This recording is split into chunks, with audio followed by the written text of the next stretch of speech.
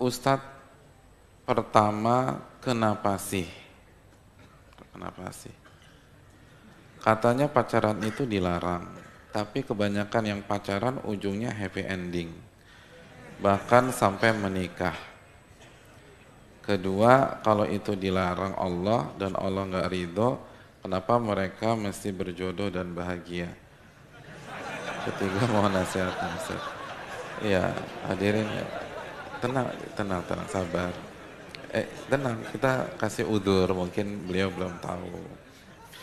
Iya, hadirin yang dirahmati oleh Allah Subhanahu wa taala. Eh, Kata siapa yang kebanyakan yang pacaran happy ending? Sudah research atau belum?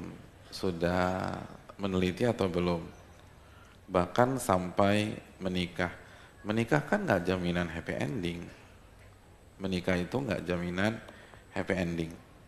Jadi gini loh, kan jangan cepat-cepat menjudge seseorang, baik just negatif atau yang seperti ini. Intinya gini, kalau Allah haramkan pasti ada side effect, pasti nggak bagus. Baik kita tahu hikmahnya maupun kita nggak tahu. Baik Allah buka pada detik itu juga atau Allah tutup dan mungkin kita baru sadar 10 tahun kemudian, 20 tahun kemudian dan seterusnya. Jadi kalau Allah larang sesuatu pasti ada masalah. Kalau kita lihat dia happy ending, kan kita lihat dari luar. Kita lihat kan dari cover, don't judge the book from the cover. Jangan menilai sebuah buku dari covernya aja. Udah dibaca belum tuh bab 1, bab 2, bab 3, bab 4. Dan sekali lagi, kecenderungan di dunia itu sandiwara. Annamal hayatud dunya la'ibun walahun. Kehidupan dunia itu permainan sandiwara. Saya ingin tanya kepada antum.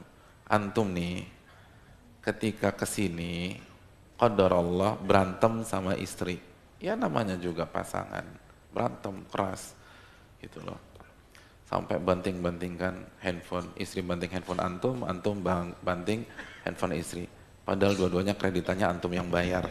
Jadi karena emosi akhirnya dua-duanya hancur. Begitu sampai di sini ketemu komunitas antum sama teman-teman pengajian. Terus ditanya, gimana kabar antum? Baik. Kira-kira antum jawab apa? Baik. Gimana istri? Semua baik kan? Antum jawab apa? Baik. Udah baik udah deh. Sandiwara udah dunia deh.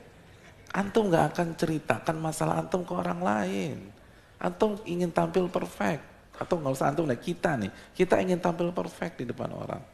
Kita nggak mau ngebuka aib kita, apalagi pemimpin, apalagi suami. Jarang suami curhat. Itu istrinya udah curhat habis 2 kotak tisu, tanya sama suaminya, gimana Pak rumah tangga Bapak? Alhamdulillah baik gitu. Padahal kemarin istrinya baru curhat ke ustadz yang sama misalnya. Nggak mau dibuka udah. Nah, sebagaimana kita nggak mau buka aib kita, orang lain nggak mau buka aibnya. Itu aja udah. Orang lain nggak mau buka aibnya. Tapi Allah yang menjelaskan aturan main di dunia.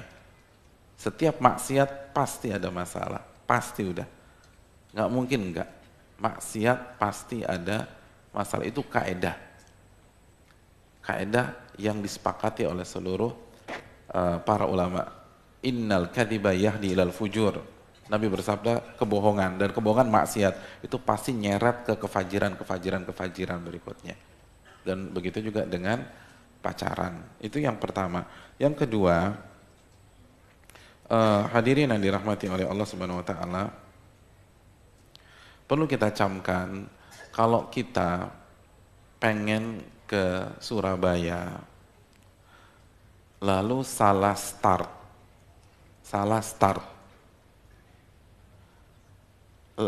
antum masuk ke tol Merak, antum nggak akan sampai ke Surabaya karena startnya salah, startnya keliru. Nah begitu juga Mungkinkah kita mendapatkan pernikahan yang sakinah, mawaddah, warahmah, dunia akhirat kalau startnya salah arah? Susah, kecuali muter balik. Muter baliknya itu dengan cara apa? Taubat kepada Allah. Bisa sih, tapi dua-duanya harus taubat. Tapi kalau tetap kekeh dengan konsep demikian, nggak bisa udah. Ini udah salah arah. Salah naik pesawat udah. Salah naik kereta, nggak mungkin sampai.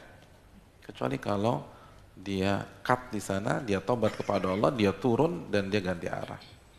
Terus yang berikutnya, bedakan antara ridho dan kehendak. Allah menghendaki ya, menghendaki. Ini udah capek nih hadirin. Habis. Akhirnya udah habis juga. Ya, kasih udur, tenang. Panitia udah capek, antum nggak boleh ketawain. Hadirin yang dirahmati oleh Allah SWT. Allah menghendaki adanya maksiat, tapi Allah nggak ridho. Jazakallahu khairan.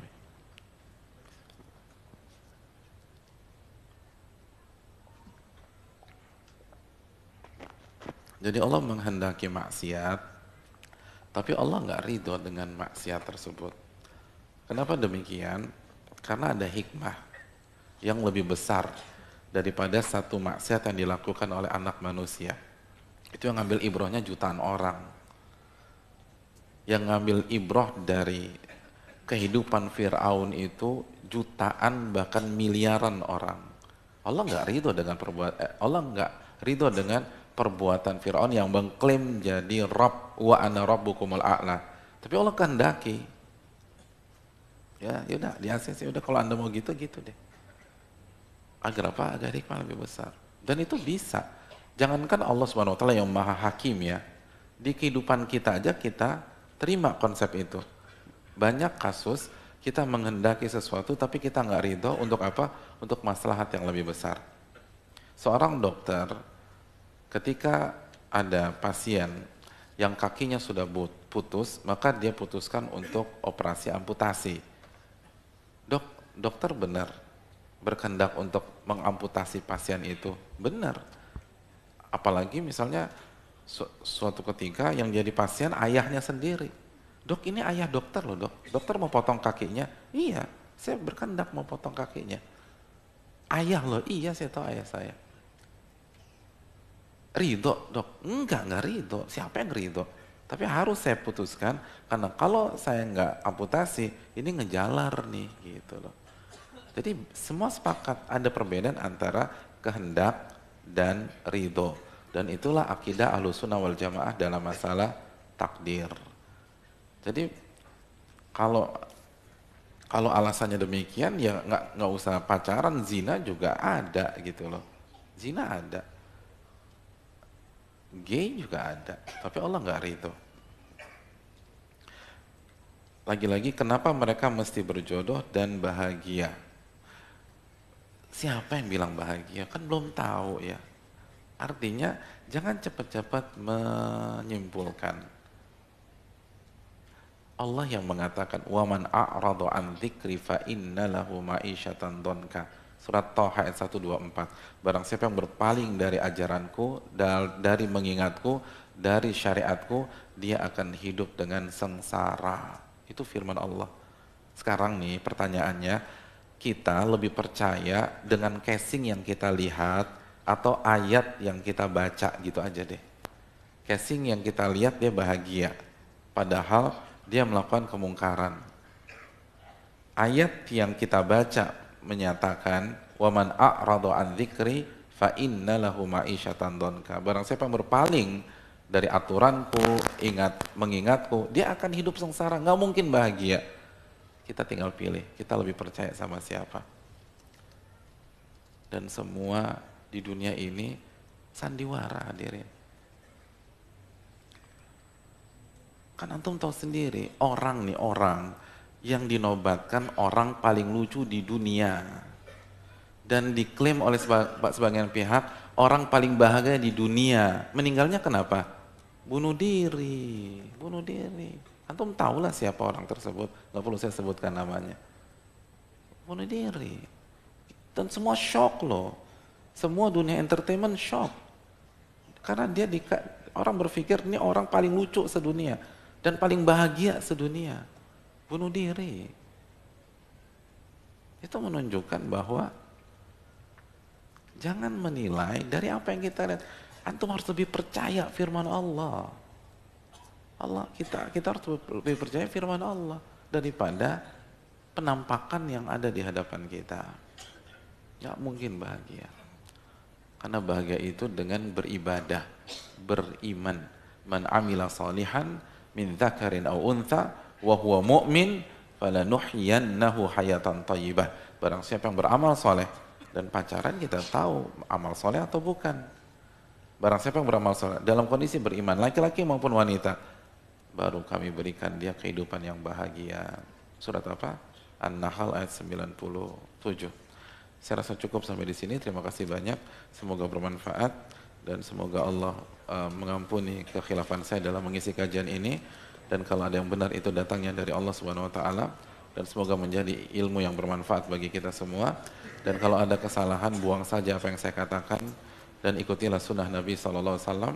Subhanakallahumma wa bihamdika asyhadu an la ilaha illa anta astaghfiruka wa atubu ilaik. Assalamualaikum warahmatullahi wabarakatuh.